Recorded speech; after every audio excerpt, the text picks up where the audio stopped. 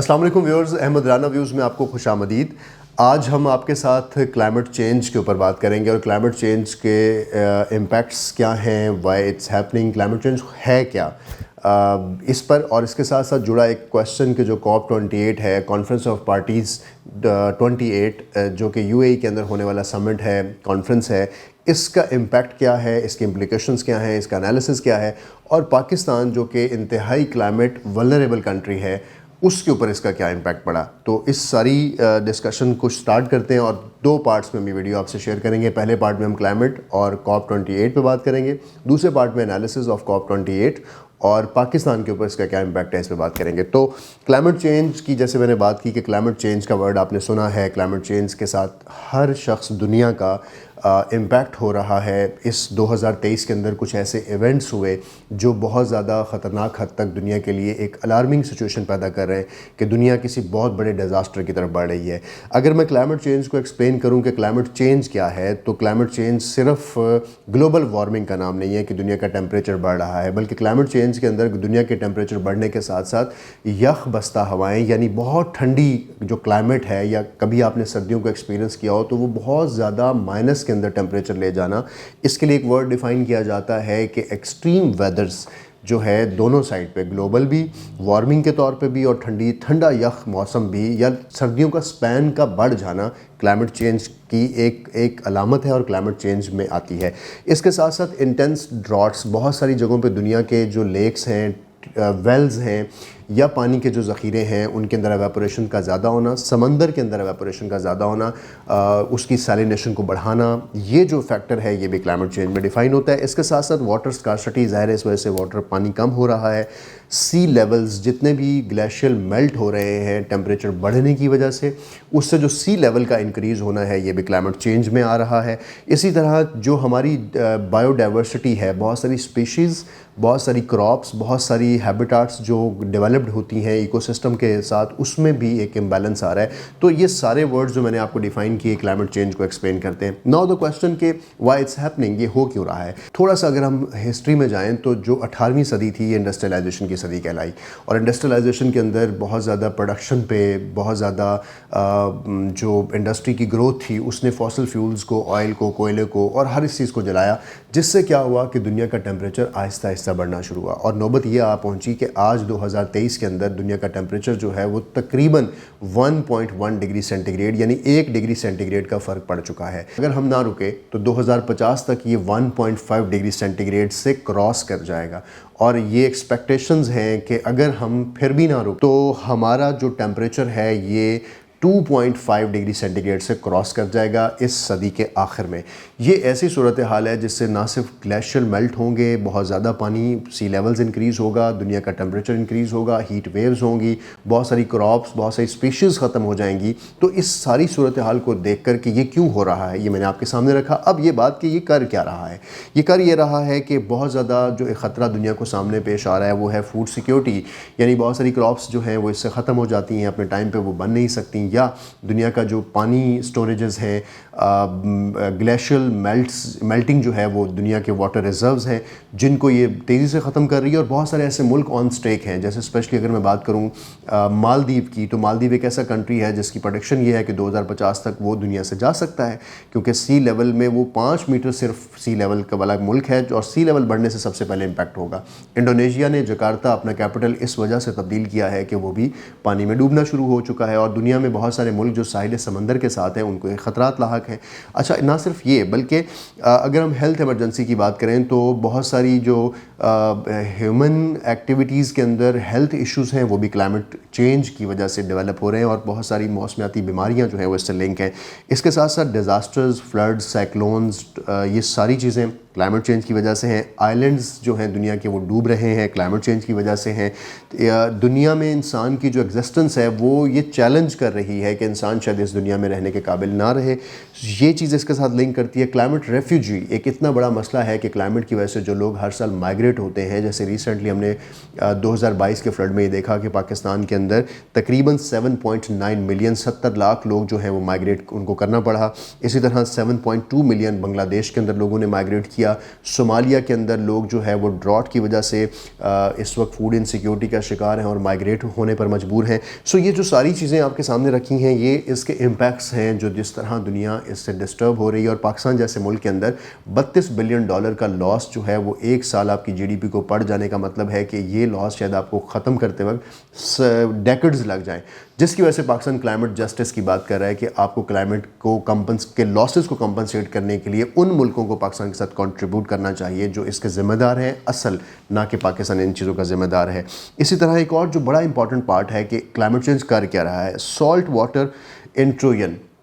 यानी जो मैरीटाइम हमारी स्पीशीज़ हैं या जो मैरीटाइम समंदर के अंदर जो कोरल्स हैं, आइस शीट्स हैं एंटार्क्टिका की, आर्कटिक की, ना सिर्फ ये वो पिघल रही हैं तेज़ी से, बल्कि सी लेवल बढ़ रहा है। सी लेवल बढ़ने के साथ जब ग्लोबल वार्मिंग भी हो रही है साथ में, तो क्या हो रहा है कि सॉल्ट का जो कंसंट्रेशन है वो सीज़ के अंदर बढ़ रही है और उसके बढ़ने से बहुत सारी स्पीशीज़, फ़िशिंग और दुनिया की एक फ़ूड का जो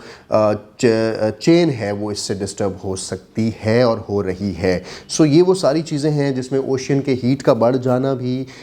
ओशन एसिडिफिकेशन भी, यानी ओशंस के अंदर एसिड्स का बढ़ जाना, ये ना सिर्फ दुनिया के साइकिल ऑफ इकोसिस्टम को ख़राब कर रहा है, बल्कि ये एक्वा कल्चर यानी जो पानी का मैरीटाइम कल्चर हमारी टेरिटरी के साथ स्टैब्लिश्ड है, ये उसको भी डिस्टर्ब कर सकता है। तो मैंने अभी तक आपके सामने सिर्फ ये रखा कि क्लाइमेट चेंज के साथ कौन सी चीज़ें लिंक हैं। तो ये जितनी चीज़ें आपने सुनी, अगर मैं 2023 के स्टैट्स आपसे शेयर करूं कि 2023 में क्लाइमेट चेंज की वजह से दुनिया में क्या क्या हो रहा है, तो उनमें बड़े नोटेबल इवेंट्स हैं। वाइल्ड फायर्स यानी बहुत सारे जंगलात में आग लग जाना, जैसे अर्जेंटाइन के अंदर, कनाडा के अंदर 2023 में हमने देखा कि जो जंगलात में लगने वाली आग है ना सिर्फ वो जंगलात की स्पीशीज़ को ख़राब कर रही है, टिम्बर यानी लकड़ी की किल्लत को, और जंगलात जो हैं वो दुनिया के लंग्स, फेफड़े कहा जाता है, जो कि कार्बन डाइऑक्साइड और ऑक्सीजन की जो कंसंट्रेशन है उसको बैलेंस करते हैं, ये उसको डिस्टर्ब कर रही है। उसके अलावा फ्लडिंग जो है हमने हाल ही में 2023 में देखा, 22 में तो पाकिस्तान के अंदर, 23 के अंदर इंडिया के अंदर, कैमरून के अंदर, लीबिया के अंदर, ये सारे मुल्क जो हैं वो ख़ासे वल्नरेबल हुए इन फ्लडिंग की वजह से। इसके अलावा अगर एक्सट्रीम हीट वेव्स की बात करें तो यूएस के अंदर, यूरोप के अंदर, एशिया के अंदर बहुत सारे ममालिक के अंदर हमने हीट वेव्स को देखा। साइक्लोन्स जो हैं म्यांमार के अंदर रिसेंटली, जापान के अंदर और बाकी मुल्कों के अंदर साइक्लोन्स की रफ्तार में इजाफा होना। ट्रॉपिकल जो स्टॉर्म्स हैं, जैसे मैंने जापान की बात की, इसी के साथ गुआम, फ़िलिपाइन, ताइवान, ये वो सारे मुल्क हैं जो इन चीज़ों से वल्नरेबल हुए। और ये जो सारे इवेंट हैं दुनिया के, इससे ना सिर्फ इंसानी ज़िंदगियों को ख़तरा है, इंसानी एक्टिविटीज़ को ख़तरा है, बल्कि एक एग्जिस्टेंस का थ्रेट है to the human activities and human as well. अब हम बात करेंगे कि क्या दुनिया इस तमाम ख़तरात को समझ रही है और दुनिया इन तरह के अलार्म से वाकिफ़ नहीं है, और जो मुल्क इससे डिस्टर्ब हो रहे हैं वो इसके लिए क्या कर रहे हैं। सो इसके लिए दुनिया बिल्कुल अवेयर है। COP28 जो कि हाल ही में नवंबर और दिसंबर में UAE के अंदर होने वाला एक एनुअल कॉन्फ्रेंस थी इन तमाम ममालिक की, पूरी दुनिया के मुल्क जो कि यूनाइटेड नेशन के इस फोरम का हिस्सा हैं और वो ये चाहते हैं कि दुनिया का टेम्परेचर कम करने के लिए वो इकट्ठे हों। तो COP28 एक ऐसा ही समिट, एक ऐसी कॉन्फ्रेंस है जिसमें इन तमाम चीज़ों पर बात की जाती है। अब COP28 पर बात करने से पहले मैं आपको COP की थोड़ी सी हिस्ट्री बताना चाहता हूँ कि ये है क्या। अगर आप इस चार्ट में इसकी हिस्ट्री को समझें तो बेसिकली कॉन्फ्रेंस ऑफ पार्टीज़, यानी पार्टीज़ का मतलब वो तमाम मुल्क जो इसमें शमूलियत इख्तियार करते हैं इस कॉन्फ्रेंस में। ये एक सुप्रीम बॉडी है, United nation framework convention on climate change. 21 मार्च 1994 को जब ये इफ़ेक्टिव हुई, तो इसके बाद इस पर हर साल होने वाली मीटिंग्स जो हैं वो कार्बन डाइऑक्साइड या जो ग्रीन हाउस गैसेस के एमिशंस को कम करने पर बात करती थी।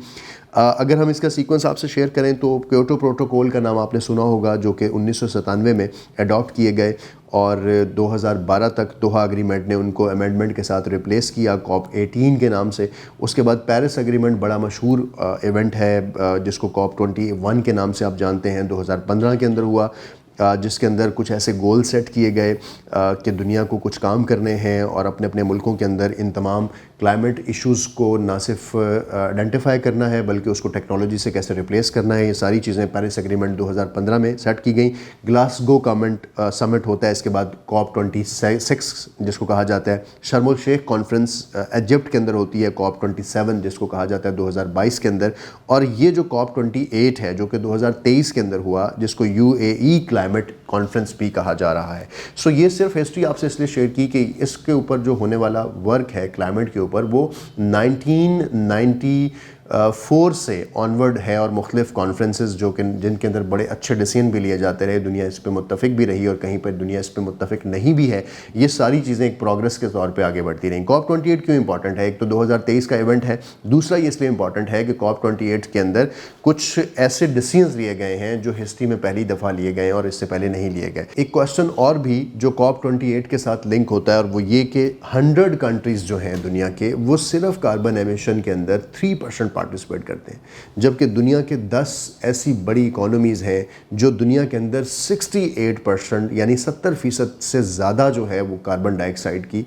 एमिशंस के अंदर इन्वॉल्व हैं। यानी बहुत थोड़े लोग जो हैं वो पूरी दुनिया का एनवायरनमेंट जो है वो डिस्टर्ब कर रहे हैं और वो उसमें शेयर ले रहे हैं। अगर इनकी लिस्ट में आपसे शेयर करूं तो ये चार्ट आपको इनके बारे में ब्रीफ करेगा कि किस तरह से किसका कंट्रीब्यूशन गैस एमिशन में ज़्यादा है। इस चार्ट में वाज़ेह तौर पे आप देख सकते हैं कि चाइना जो है नंबर 1 पे सबसे पहले तकरीबन 31.32% दुनिया के अंदर कार्बन डाइऑक्साइड या कार्बन एमिशन को शेयर करता है। इसके बाद अगर हम देखें तो दूसरा बड़ा नंबर जो है वो US के पास है जो कि 14% है। US के बाद फिर देखें तो हमारे पास इंडिया 9.5% है, फिर रशिया है, इंडोनेशिया, ब्राज़ील, यूरोपीय यूनियंस हैं, जापान है, जर्मनी, साउथ कोरिया, कनाडा। ये सारे मुल्कों की लिस्ट मैंने आपसे इसलिए शेयर की ताकि आपको ये बात समझ आए कि दुनिया के कुछ मुल्क मिलकर जितना इंडस्ट्रियलाइजेशन के ऊपर काम कर रहे हैं या कार्बन डाइऑक्साइड की एमिशंस के अंदर इन्वॉल्व है, पाकिस्तान जैसे मुल्क जो है वो इनकी इन हरकतों या उनके इस स्टेप्स की वजह से कि वो कार्बन डाइऑक्साइड की एमिशन के अगेंस्ट